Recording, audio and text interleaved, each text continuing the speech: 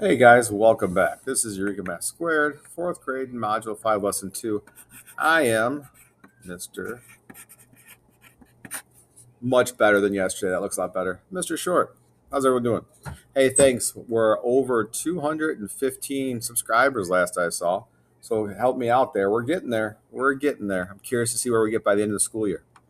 All right. Write the amount of water in fraction form and decimal form. All right, so the first thing you need to look at when you see these, we need to know what our decimal is going to be because it doesn't, our fraction is going to be, it doesn't tell us. It just tells us liter. We know this is 1 liter. So count your spaces. 1, 2, 3, 4, 5, 6, 7, 8, 9, 10. So we're going to be, I'm going to write over here so it's bigger, over 10. Now, how many of them are filled in? 1, 2, 3, 4, 5, 6, 7, 8 of them. So that is that, right? Now we got to find our decimal. Remember, when we're finding our decimal, all a fraction is a division problem. So we start right here. How many times can 10 go into 8? Well, as I'm sure you went over today in class, 10 cannot go into 8 because 10 is bigger than 8. So what we have to do is that's where our decimal comes in because it goes in 0 times. I'm going to put a decimal right here and show a 0, which is really here, but we don't often use, right? Now, how many times can 10 go into 80?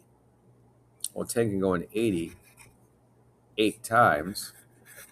That gives us 0, so we're done. But remember, it's 0.8. So 8 tenths is 0.8. Easy way to remember, too, is every time you have a 0, here's our normal number.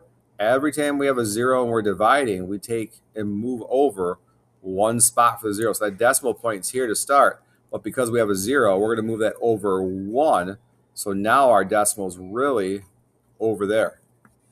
So we erase it here because we moved it over there. So that's what 1 0 does. So if we had 2 zeros, we would move it over another spot and put a 0 here. If we had 3 zeros, we'd move it over another spot and put the decimal point here. All right? Just a little tip to help you with that as they get bigger. All right, number 2, write the fraction in decimal form. Shade the bottom to show the correct amount. So now they're just giving us the amount. So 4 tenths. So we want to shade 4. So 1, 2, 3, 4. And just shade that. It doesn't have to be the greatest. If you want to take a blue crayon or blue colored pencil and make it look nice, good for you.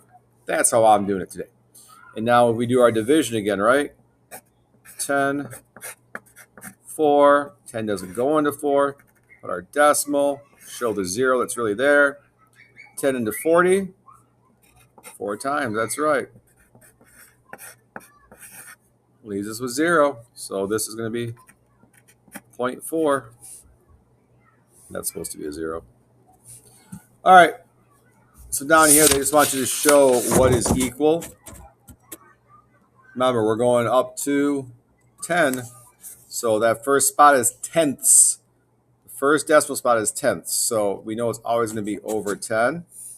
How many is it? And over here, this does not count as 1. This is 0. The first one you count is on that line there. Don't count that. All right? On the back, it says compare the numbers by using greater than, equal to, or less than to explain how you know. Look at the two numbers. Tell us which one is bigger, right? The mouth eats the bigger one, or are they the same? All right? Pick out which you think is right. Draw it on there. Make sure you did the whole other side. Make sure this is helping. Make sure you're ready for what we got coming tomorrow when you show up. All right? Thanks, guys. I hope you have a good night.